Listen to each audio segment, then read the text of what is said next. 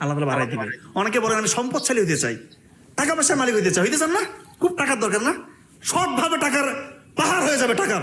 শুধু দান করেন, যতটুক আছে আপনার, যতটুক আপনি 100 টাকার মালিক, ওইখান থেকে 10 টাকা 20 টাকা দিয়ে দেন। আল্লাহ কোন দিক দিয়ে রিজিক বাড়াই দিবে, মানে কোথা থেকে আসতেছে এত রিজিক?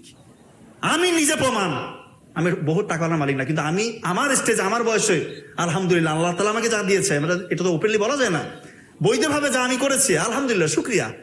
আমার বড় ভাইও তাই, আমাদের পরিবারটাই তাই। আপনার দান করেন, গোপনে দান করেন, আর ফজরের আগে উঠে চোখের পানি ফেলেন। এই কথা আমি সব জায়গায় বলি, চোখের পানি ফেলেন। আপনি কি বিপদে আছেন? পৃথিবীতে এমন কোনো বিপদ নেই যেটা আপনার কাটবেন ইনশাল্লাহ।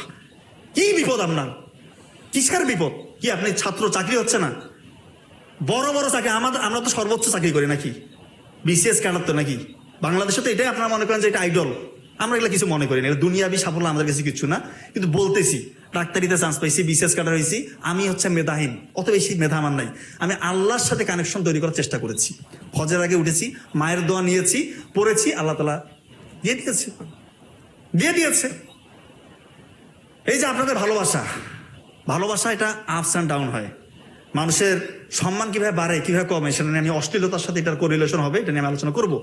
তবে আমি যেটা বলছি, আপনার দান করেন।